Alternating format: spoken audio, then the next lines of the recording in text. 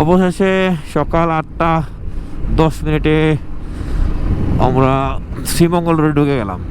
আসলে রাস্তায় এত জ্যাম সিলেট রোডে, কি বলবো এখন। আসলে সিলেট রোড আগের মতো সিলেট রোড না, যদিও আগে রাস্তা উঁচু খারাপ ছিল কিন্তু জ্যাম ছিল না। কিন্তু আজকে যা কষ্ট হলো, মানে জ্যামের কারণে পরে এক স্টেশনে মানে ফিলিং স্টেশনে বসে 2 ঘন্টা মতো রেস্ট নিলাম। মানে জ্যামে চলতে পারলে জ্যামটা একটু কমুক, চিন্তা করলাম জ্যামটা কমে পরে বের হবো, কিন্তু না, মনে হলো জ্যামটা কমে গেছে, কিন্তু এসে দেখি না, সামনে আরও সেই মাধবপুর বাজার আগে থেকে 2-3 কিলো আগে থেকে শুরু করে একবারে শায়েস্তাগঞ্জ পর্যন্ত, শায়েস্তাগঞ্জের আগ পর্যন্ত জ্যাম। হবিগঞ্জ যে বাইপাস রোড আছে এর আগ পর্যন্ত জ্যাম। মানে কি বলবো, এত জ্যাম, এই যত জ্যাম থাকলে আগামী হয়তো 2 বছর মানে রাস্তা একটা প্ল্যান হলো জ্যাম হওয়ার কারণ হলো 2 পাশে রাস্তার কাজ চলতেছে। যেটা 1 বছর আগে আসছিলাম এই রোডে, তত এই রোডটা এরকম ছিল না, 2 পাশে কাজের কোনো চিহ্ন দেখা যায় না। এখন আলহামদুলিল্লাহ মানে অনেক কাজের অগ্রগতি দেখা যাচ্ছে, 2 পাশে কাজ হচ্ছে সমান তালে এবং অনেক দূর পর্যন্ত।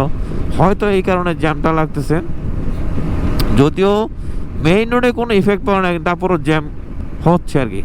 যাই হোক, কী কারণে হচ্ছে এটা বড় কথা না, জ্যাম হচ্ছে এটা হলো বড় কথা। আর জ্যামের কারণে আমরা প্রায় অনেক লেটে আসি, যেখানে আরও হয়তো আমরা 2 ঘন্টা আগে পৌঁছতে পারতাম, 2 ঘন্টা পরে পড়ছি। কোনো প্যারা নাই, অথবা আরামসে চলে আসতে পারছি। আমরা যারা বাইক নিয়ে আসি তাদের হয়তো বেশি একটা সমস্যা হয় নাই, কিন্তু রাস্তাঘাটে হাজার হাজার মানুষ কষ্ট পাচ্ছে, এটা হলো বড় কথা। পুরুষ মানুষ সমস্যা না, সমস্যা হলো অনেক মহিলা আছে, মেয়ে বাচ্চা আছে, ওদের অনেক কষ্ট হচ্ছে। এই রোডটা আসলে আসলে ভিডিও করতে, যদিও সূর্যটা এখন একবার ক্যামেরা বরাবর পরে, তারপরও মনে হলো একটু ভিডিও করি, কারণ সেই রাত্রে শুরু করার পর 300 ফিটে একটু ভিডিও করেছিলাম, আর কোথাও ভিডিও করি নাই। হ্যাঁ, ওই জ্যামটা একটু স্ন্যাপ নিয়েছি, মানে ভিডিও নিয়েছি 1-2 মিনিটের জ্যামটা, ভোর রাত্রে জ্যামটা আনে নেই। আমরা চলে আসছি এখন চাকন্যার দিকে, চাকন্যার কাছাকাছি। হয়তো এই কারণে অনেক ভিড় না, এটা মনে অন্য একটা কোনো ভিজিটর হয় কি হয়তো, ওরা ঘুরতে আসছে অনেকগুলো ইয়ে নিয়ে। চাকন্যা আর একটু দূরে, এত কাছে তো হওয়ার কথা না। তবে আমরা 3টা বাইক অনেকদিন পরে আসলাম, যদিও এর মানে গত বছর অনেকবার 3-4 আসা হয়েছে, কিন্তু এবার এসে না, গত বছর আছে কিন্তু এবার মাত্র এইবার সেকেন্ড টাইম আসা হলো।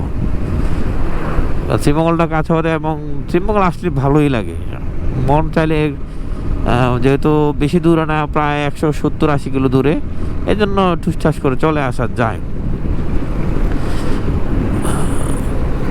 রাস্তা খারাপ অবস্থা শুনে আমরা আসলে মূলত রাত্রে 12টার দিকে রওনা দিয়েছি।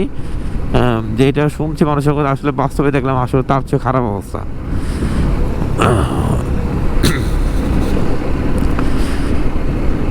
তো রাত্রে প্রচণ্ড ঠান্ডা লেগেছে, প্রচণ্ড জ্যাম, মানে জ্যামের মধ্যে অনেক ঠান্ডা ছিল, কুয়াশা ছিল। এখন সূর্য দেখেছে শ্রীমঙ্গলে শীতের একটা পরিবেশ যদিও পাওয়া হচ্ছে, কিন্তু অত ঠান্ডা ফিল হচ্ছে না। রাইডিং জ্যাকেট পরে আছে, হয়তো এই কারণে হতে পারে। তবে যতটুকু সূর্য ওঠার পর আসলে ঠান্ডাটা একটু কমে যায় স্বাভাবিক, কিন্তু আমরা যেখানে যাচ্ছি সেখানে সূর্য আলো কম পড়ছে, দার্জিলিং টিলাতে, সেখানে অবশ্যই ঠান্ডা পড়বে। রাতে যদি তাবুতে ঘুমাবো তাহলে তো সেই একটা ঠান্ডার ফিল হবে। যদিও আলহামদুলিল্লাহ প্যারা নেই, স্লিপিং ব্যাগ আছে, স্লিপিং ব্যাগ ঢুকে গেলে আর ঠান্ডার অনুভব বোঝা যায় না।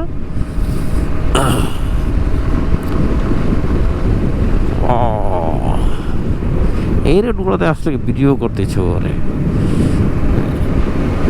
আমতলী চা বাগান, এর আগে বশিতপুর চা বাগান ছিল, ফিনলে চা বাগান, চা বাগানের শেষ নেই এখানে।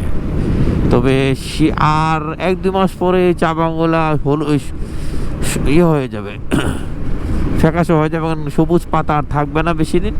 আসলে বর্ষাকাল যতটুকু থাকে, শীতকাল আস্তে আস্তে সবুজ পাতা কমে যায়, তখন গাছ অনেক কেটে ফেলা হয়, অনেক গাছ ছোটো করা হয়, পরে নতুন পাতা কুড়ি গজায় আবার বর্ষা আসলে। কিন্তু এখনও আছে সবুজ অনেক, হয়তো 2-1 মাসের মধ্যে সেই সবুজটা আরও কমে যাবে। শীতকালের চা বাগানের দৃশ্য একরকম, বর্ষাকালে আরেক রকম।